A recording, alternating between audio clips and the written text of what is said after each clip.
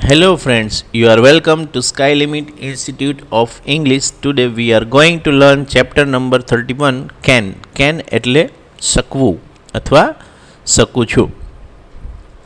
કરતા કોઈ ક્રિયા કરવા માટે શક્તિમાન હોય ત્યારે can વપરાય છે. ઉદાહરણ જોઈએ. I can speak English. હું અંગ્રેજી બોલી શકું છું. I can speak English. હું અંગ્રેજી બોલી શકું છું. તો અંગ્રેજી બોલવાની ક્ષમતા દર્શાવવાની વાત છે એટલે આમાં કેનનો ઉપયોગ થયો. હવે આવડત બતાવવા હું આમ કરી શકું છું, જઈ શકું છું, લખી શકું છું, બોલી શકું છું, વાંચી શકું છું, આવા શબ્દો જોવા મળે ત્યારે કેન વપરાય છે. ઉદાહરણ જોઈએ. Sunidhi can sing. સુનિધિ ગાઈ શકે છે. Sunidhi can sing. સુનિધિ ગાઈ શકે છે. કેનનો ઉપયોગ પરવાનગી માંગવા તેમજ આપવા માટે પણ થઈ શકે છે. તો કેનનો ઉપયોગ ક્ષમતા દર્શાવવા તેમજ પરવાનગી માંગવા અથવા તો પરવાનગી આપવા માટે પણ થઈ શકે છે. ઉદાહરણ. Can I go now. Can I go now. હું હવે જઈ શકું. તો આ પરવાનગી માંગવાની વાત થઈ તો ત્યાં પણ કેનનો ઉપયોગ આપણને જોવા મળ્યો. હવે કેનવાળા વાક્યની હકાર વાક્ય રચના જોઈએ. કર્તા, કેન, મૂળ ક્રિયાપદ, કર્મ અને અધર વર્ડ્સ. ફરીથી હકાર વાક્ય રચના જોઈએ. કર્તા, કેન, મૂળ ક્રિયાપદ, કર્મ અને અધર વર્ડ્સ. ઉદાહરણ તરીકે. I can read Times of India. I can read Times of India. હું ટાઈમ્સ ઓફ ઇન્ડિયા વાંચી શકું છું. તો ટાઈમ્સ ઓફ ઇન્ડિયા વાંચવાની ક્ષમતા બતાવવાની વાત હતી ત્યારે કેનનો ઉપયોગ આપણને જોવા મળ્યો. હવે નકાર વાક્ય રચના જોઈએ આપણે. નકાર વાક્ય રચનામાં શું છે? કેન પછી માત્ર નોટ મૂકવામાં આવે છે, બાકી કોઈ લાંબો ચેન્જીસ આવતો નથી. જોઈએ નકાર વાક્ય રચના. કર્તા, કેન નોટ, મૂળ ક્રિયાપદ, કર્મ અને અધર વર્ડ્સ. કર્તા, કેન પછી નોટ, મૂળ ક્રિયાપદ, કર્મ અને અધર વર્ડ્સ. ઉદાહરણ જોઈએ. I can not read book. I can not read book. હું ચોપડી વાંચી શકતો નથી. હું ચોપડી વાંચી શકતો નથી.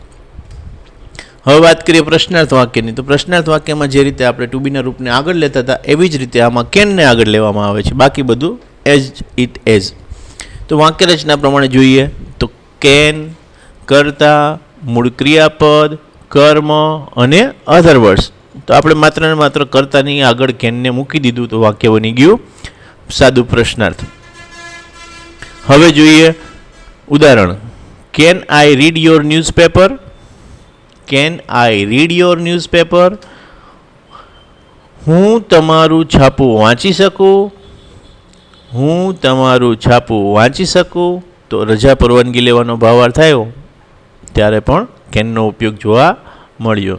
હવે WH વાળા પ્રશ્નાર્થની વાક્ય રચના આપણે આગળ જોશું કે WH વાળા પ્રશ્નાર્થ કેવી રીતે બને. તો જે રીતે આપણે સાદા પ્રશ્નાર્થમાંથી WH વાળા પ્રશ્નાર્થ આગળના ચેપ્ટરમાં જોયા હતા એવી જ રીતે આમાં પણ સેમ હોય છે કે જે સાદો પ્રશ્નાર્થ છે એની આગળ WH વાળો પ્રશ્નાર્થ મૂકવાથી WH વાળું પ્રશ્નાર્થ બની જાય છે. ઉદાહરણ વાક્ય રચના જોઈએ તો WH પ્લસ કેન, કર્તા, મૂળ ક્રિયાપદ, કર્મ અને અધર વર્ડ્સ. WH વાળો શબ્દ, કેન, કર્તા, મૂળ ક્રિયાપદ, કર્મ અને અધર વર્ડ્સ. તો આ WH વાળી વાક્ય રચના થઈ ગઈ.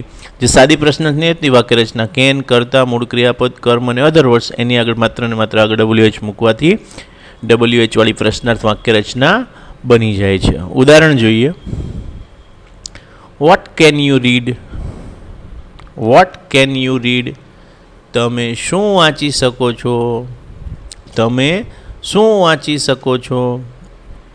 હવે હુ વાળી વાક્ય રચના જોઈએ. હુ વાળી વાક્ય રચનામાં હુ, કેન, મૂળ ક્રિયાપદ, કર્મ અને અધર વર્ડ્સ. જેમ પહેલી બધી વાક્ય રચના આગળ શીખાતા હુ વાળી જેમાં કર્તા નીકળી જતો હતો એ જ રીતે સેમ ટુ સેમ આમાં પણ કર્તા નીકળી જાય છે અને વુ પોતે જ કર્તા તરીકે ગણાય છે. તો વાક્ય રચના તો શું આવશે?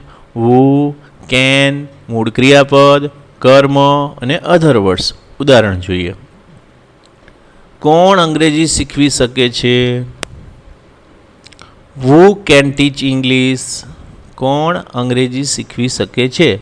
વુ કેન ટીચ ઇંગ્લિશ. હવે થોડા વધારાના ઉદાહરણ જોશું વિદ્યાર્થી મિત્રો આપણે. હું અંગ્રેજીમાં બોલી શકું છું. હું અંગ્રેજીમાં બોલી શકું છું. તો I can speak in English. I can speak in English. અમે ઝડપથી દોડી શકતા નથી. અમે ઝડપથી દોડી શકતા નથી. We can not run fast. We can not run fast. તમે પાણીમાં તરી શકો છો. Can you swim in water. તમે પાણીમાં તરી શકો છો. Can you swim in water. તે કેવી રીતે જોઈ શકે છે? How can he see. તે કેવી રીતે જોઈ શકે છે? How can he see. તેઓ ક્યાં જઈ શકે છે? Where can they go. તેઓ ક્યાં જઈ શકે છે? Where can they go. કોણ ચા બનાવી શકે છે? Who can make a T. કોણ ચા બનાવી શકે છે? Who can make a T. હવે વિદ્યાર્થી મિત્રો એક આ જ ચેપ્ટરની અંદર થોડું વધારાનું જોવાનું છે, જે આપણે જોઈએ કે કેનની સેમ ટુ સેમ પેરેલલ આવે છે ટુ બી એબલ ટુ. કેમ જેવો જ મિનિંગ થાય છે ટુ બી એબલ ટુનો. ટુ બી એટલે ટુ બીના રૂપ એમિઝાર અને એબલ ટુ. તો કેન બરાબર શું આવે? તો કે ટુ બી એબલ ટુ, અને ટુ બી એટલે એમિઝાર, એટલે ટુ બી એબલ ટુ એટલે શું થાય? એમિઝ આર એબલ ટુ. કાં એમ આવે, કાં ઇઝ આવે, કાં આર આવે, અને ત્યારબાદ એબલ ટુ. તો કેનની જગ્યાએ આપણે ટુ બી એબલ ટુ પણ વાપરી શકીએ છીએ. જોઈએ. I can speak English. I am able to speak English. કેનની બદલે આપણે શું વાપર્યું? To be able to. To be able to એટલે આઈ કરતા તરીકે હતો, એટલે આઈ જોડે એમિઝરમાંથી શું આવે? એમ. ત્યારબાદ આપણે શું મૂક્યું? Able to. તો I can speak English. Same meaning થાય I am able to speak ઇંગ્લિશનો. હું અંગ્રેજી બોલી શકું છું એનું ઇંગ્લિશ બંને રીતે થાય. I can speak English, I am able to speak English. બીજું ઉદાહરણ જોઈએ.